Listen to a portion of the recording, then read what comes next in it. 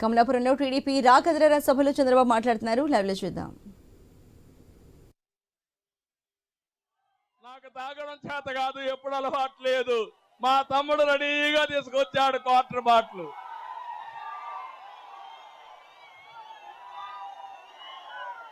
అంటే అడిగేవాడు లేడని ఇంత అరాచకం. అది తాగితే పేదవాడి ఆరోగ్యం గోయిందా గోయిందా. అది తాగి అలవాటు అయితే మీ జోబులన్నీ గుల్లైపోతాయి. మా తమ్ముళ్ళందరికీ అలవాటు అయిపోయింది. ప్రతి ఒక్కరి జోబులో క్వార్టర్ బాటిల్ ఉంది. ఇక్కడ ఒక బాటిల్ కనబడుస్తా ఉంది, అక్కడ కనబడుస్తా ఉంది.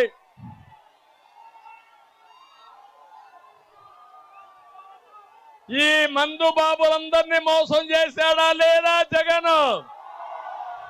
మోసం చేశాడంటే చేలిపైకి ఎత్తండి. ఎన్నికల ముందు ఒక మాట చెప్పాడు, మద్యపాన నిషేధం పెడతానని, పెట్టితేనే మీ ఓటు అడుగుతానని. ఇప్పుడు మద్యపానాన్ని తాకట్టు పెట్టి 36,000 కోట్లు అప్పు తెచ్చాడు. అలాంటి మాట తప్పిన వ్యక్తికి ఓటేస్తారా అని మిమ్మల్ని అడుగుతున్నా. వెయ్యమంటే గట్టిగా చప్పట్లు కొట్టి చెప్పండి, వెయ్యమని.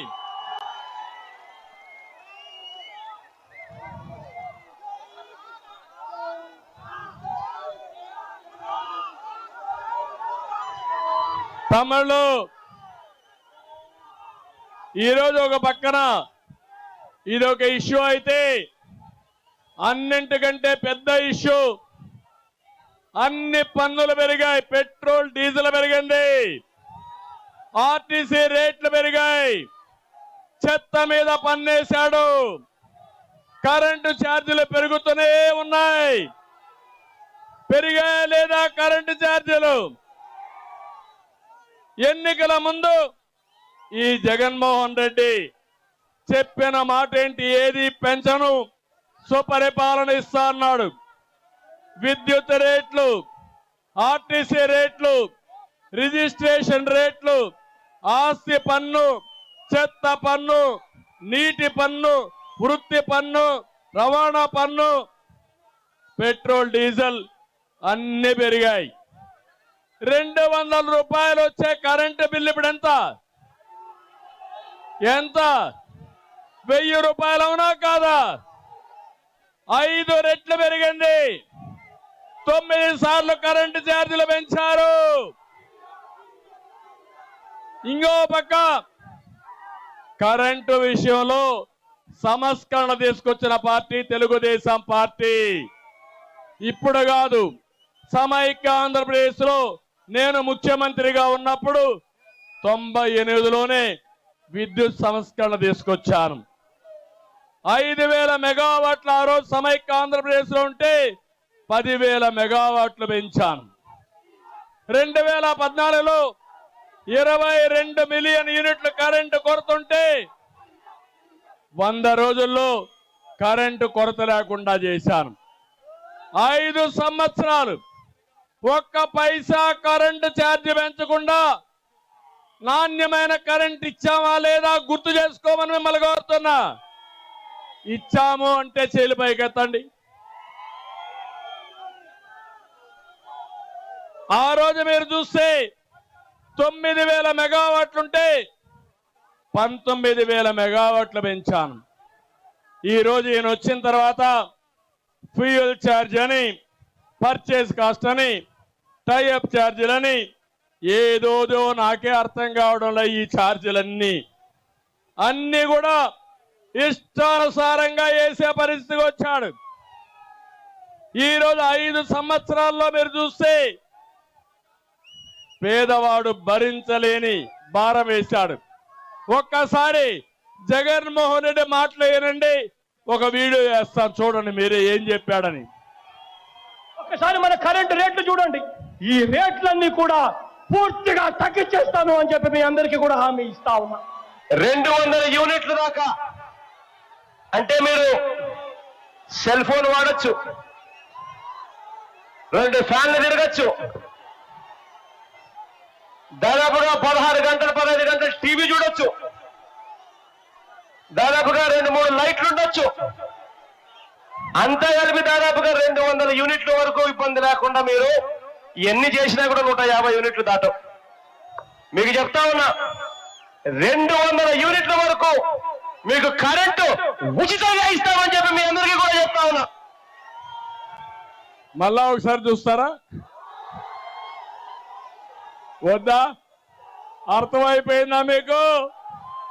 200 యూనిట్ల వరకు కరెంట్ ఛార్జీలు ఉచితం. 5 ఏళ్ళు అయిపోయింది, ఇంక 82 రోజులే ఉంది. ఇచ్చాడా అని మిమ్మల్ని అడుగుతున్నా. కరెంటు ఛార్జీలు పెంచనన్నాడు పెద్ద మనిషి, 9 సార్లు పెంచాడా లేదా అని మిమ్మల్ని అడుగుతున్నా. తమ్ముళ్ళు, ఒక తుగ్లక్, ఒక అసమర్థుడు, ఒక విధ్వంసకారుడు ఏం చేస్తాడో ఈ విద్యుత్ రంగమే ఒక ఉదాహరణ. అధికారంలోకి వస్తానే పీపీఏలు రద్దన్నాడు, డిస్కాముల్ని క్రైసిస్ లోకి నెట్టేశాడు.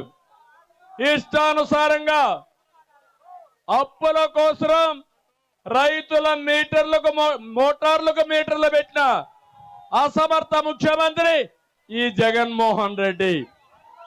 ఇంకో పక్క మీరు ఒకసారి చూస్తే నేను ఒకటే హామీ ఇస్తున్నా, తెలుగుదేశం పార్టీకి పాలన అంటే తెలుసు, సంపద ఎట్ట సృష్టించాలో తెలుసు, పేదవాడికి ఎట్ట న్యాయం చేయాలో తెలుసు. మళ్ళీ హామీ ఇస్తున్నా, కరెంటు ఛార్జీలు పెంచకుండా ఈ రాష్ట్రంలో మీకు అన్ని విధాల మేలు జరిగేట్టుగా నేను చేస్తానని మరొక్కసారి హామీ ఇస్తున్నా. చేశాం, మళ్ళీ చేస్తాం, మీకెవ్వరికీ అనుమానం అవసరం లేదు. ఇంకో పక్క కడప జిల్లాలో ఉన్నాం. కడప స్టీల్ ప్లాంట్ వచ్చిందా? వస్తుందన్న నమ్మకం మీకుందా? వస్తుందన్న నమ్మకం ఉందా? ఈ పెద్ద మనిషి 2 సార్లు రిబ్బన్ కట్ చేశాడు. పెద్ద షోగ్గాడు. రిబ్బన్లు కట్ చేయడం, రంగులు వేసుకోవడం, పేర్లు పెట్టుకోవడంలో ఉండే శ్రద్ధ పని మీద లేదని చెప్పి కూడా నేను మీకు తెలియజేస్తున్నా. నేను ఒకటే రాయలసీమకు చెప్తున్నా, నేను కూడా రాయలసీమ బిడ్డే,